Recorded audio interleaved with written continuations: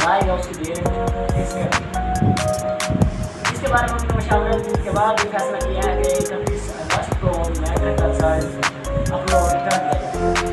ताहम नदाई की हतमी तारीख का फैसला IUC की मशावरत से किया जाएगा।